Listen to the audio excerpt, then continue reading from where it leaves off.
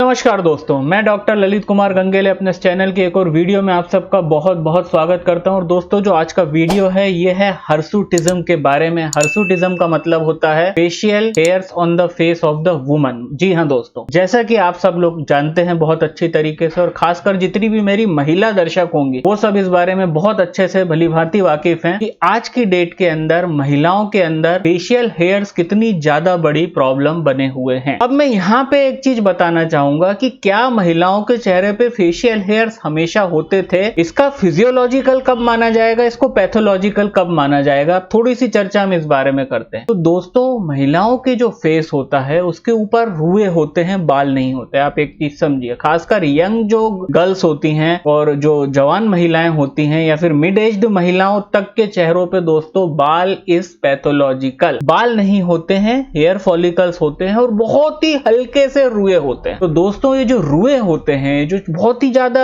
बहुत डेलिकेट बाल जैसा कुछ जो पूरे चेहरे पे महिलाओं के होता है, जिसके लिए जनरली ये लोग ब्लीच कराती हैं और उस ब्लीच से उनका जो कलर है वो बिल्कुल फेड हो जाता है और वहां पे उनकी मौजूदगी का बिल्कुल भी पता नहीं होता। तो दोस्तों, वो जो चीज होती है, जो फेशियल रुए जो होते हैं, वो एब्सोल्युटली नॉर्मल होता है और वो फिजियोलॉजिकल है, उसके अंदर कोई दिक्कत नहीं है। अब क्या चेहरे पे बाल होना भी फिजियोलॉजिकल है? बिल्कुल है दोस्तों। एक एज के बाद 70s, 80s, 85 के बाद आपने कभी भी अपनी बूढ़ी दादी या नानी या फिर आपके परिवार में कोई भी बुजुर्ग महिला हो जो 85-80 के ऊपर की होंगी, तो आपने उनके चेहरे पर पक्का देखा होगा कि उनकी दाढ़ी के ऊपर कुछ 2 या 3 या 4 बाल रहते हैं। दोस्तों, उस एज में जाके बालों का होना फेस पे as a large hair is absolutely normal. आप में से अगर किसी ने कार्टून्स देखे हो तो कार्टून के अंदर अगर आपने गौर करा हो कि जब भी कार्टून के अंदर ग्रैनी का कैरेक्टर बताया जाता था, तो वो जो ग्रैनी का कैरेक्टर था उसके ऊपर चेहरे पे 1 या 2 बड़े बड़े बाल जरूर होते थे। और यहीं से ये चीज सिग्निफाई होती है कि facial hairs in the very old age above 70-80 is absolutely normal. ये भी नॉर्मल। पर दोस्तों, चिंता की बात यह है कि हम महिलाओं की आबादी में इन दिनों हम बहुत ज्यादा हार्मोनल डिस्टरबेंसेस देख रहे हैं। उसके ऊपर एक ऑलरेडी मैंने हार्मोनल इम्बैलेंस इन वुमेन के ऊपर वीडियो बनाया हुआ है, उसका लिंक मैं ऊपर कार्ड में दे दूंगा। और वो वीडियो मेरे चैनल के सबसे ज्यादा वायरल वीडियोस में से एक है, आप उसको जाकर के देखिए, आपके बहुत ज्यादा उसके बारे में आपको जानकारी मिलेगी। तो अब जैसा कि हम बोल रहे थे कि महिलाओं के अंदर इन दिनों हमारी जो महिला आबादी है हम लोगों के बीच में, वो बहुत बड़ी शिकार और विक्टिम है दोस्तों कई प्रकार के हार्मोनल इम्बैलेंसेस की। उनके अंदर ओवेरियन हार्मोनल इम्बैलेंस है in the form of PCOD, PCOS, उनकी मेंसेस इर्रेगुलर हैं, ये सब ओवरवेट होती जा रही हैं, इनके पीरियड्स टाइम पे नहीं आते हैं, ये सब बातें तो चल ही रही हैं। उसके अंदर एक चीज पिछले 5 साल 6 साल में एड ऑन हुई है, जो कि है हर्सुटिज्म या फेशियल हेयर। जी हाँ दोस्तों, जिस तरह से मेल के कैरेक्टर्स होते हैं कि मेल के कैरेक्टर्स के अंदर उसकी दाढ़ी होती है, मूंछ होती है, खासकर यहाँ पे चिन वाले एरिया में, हर्सुटिज्म में महिलाओं के अंदर ऐसी ही लोकेशन पे, those locations which are accustomed to grow hairs in the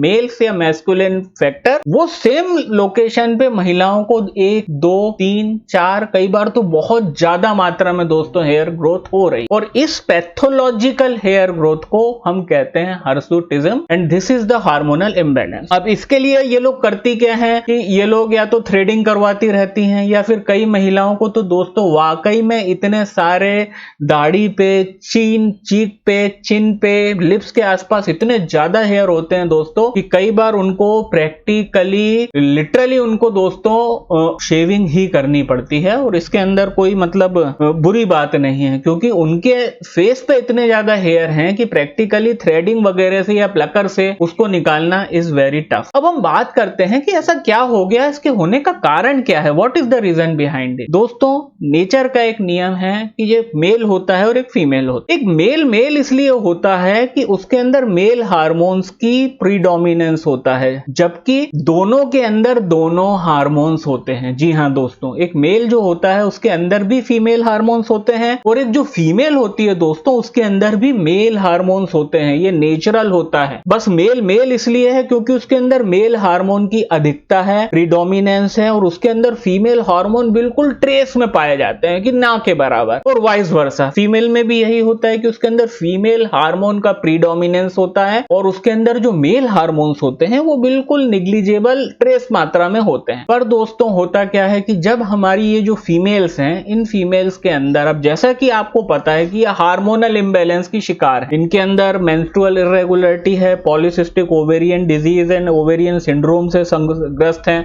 ये थायराइड डिसऑर्डर से बहुतायत में ग्रस्त हैं, इनके मेंसेस नहीं आते, है ना, ये तमाम प्रकार के हार्मोनल इम्बैलेंस की शिकार हैं। तो अब इसमें दिक्कत क्या होती है कि जब फीमेल हार्मोन के जो लक्षण होते हैं, जो फीमेल हार्मोन के जो गुण होते हैं, तो जब थोड़े से कम हो जाते हैं तो उसी महिला के अंदर प्रेजेंट मेल हार्मोन, जिसको हम बोलते हैं एंड्रोजन, वो एंड्रोजन्स का प्रभाव बॉडी में दिखने लगा। समझे आप मेरी बात? में एक और बार रिपीट करता हूं बिल्कुल शॉर्ट में, कि जब एक महिला के अंदर महिला वाले फीमेल हार्मोन्स की कमी होती है या फिर उसके अंदर उसकी मात्रा कम हो जाती है, तो उसके अंदर मौजूद जो एंड्रोजन्स होते हैं, जो नॉर्मल हार्मोन होते हैं, और एंड्रोजन का सबसे इंपॉर्टेंट एग्जांपल है टेस्टोस्टेरोन। तो दोस्तों वो जो टेस्टोस्टेरोन है वो अपने गुण दिखाने लगता है और उसी के प्रभाव में, एंड्रोजन्स के प्रभाव में, प्लस फीमेल हार्मोन की डिफिशियंसी में या फिर उसके प्रभाव कम हो जाने पे महिलाओं के अंदर हर्सुटिज्म जैसी प्रॉब्लम आती है, जिसके कारण उनकी दाढ़ी पे,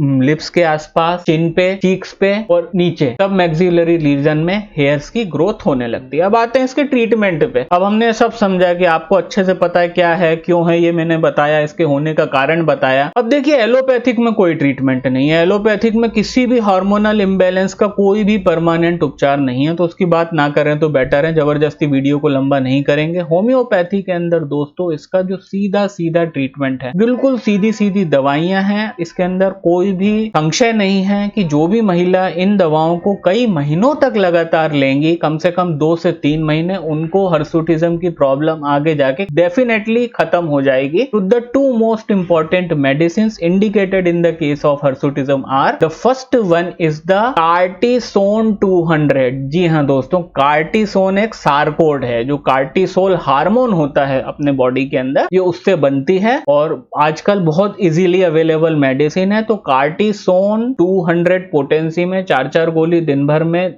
2 बार इसलिए देंगे दोस्तों कि हर्सुटिज्म का ट्रीटमेंट में we are not expecting any changes within the 1 month और 2 मंथ। तो जरूरत से ज्यादा 3-4 बार दवा खिला के बॉडी को इंटॉक्सिकेट नहीं करेंगे हम, सिर्फ इसलिए हर्सुटिज्म के इलाज में सिर्फ 2 बार दवा देंगे। And the second most important medicine indicated in the case of hirsutism is CPR 200। तो कार्टिसोन 200 पोटेंसी में 4-4 गोली दिन भर में 2 बार, उसी के साथ साथ CPR 200 पोटेंसी में वो भी 4-4 गोली दिन भर में 2 बार, at least for minimum 2 to 3 month, और 3 महीने आप इसका सेवन करें और आपको आपकी उम्मीद से बेहतर रिजल्ट्स मिलेंगे और आपकी ये प्रॉब्लम आगे जाके खत्म हो जाएगी। तो दोस्तों ये था एक छोटा सा वीडियो हर्सुटिज्म या फेशियल हेयर्स के ऊपर। वेडनेसडे का वीडियो जो अगले 2 दिन बाद आएगा, प्लस सैटरडे की लाइव स्ट्रीम में आपसे बहुत जल्द मुलाकात होती है। तब तक के लिए नमस्कार।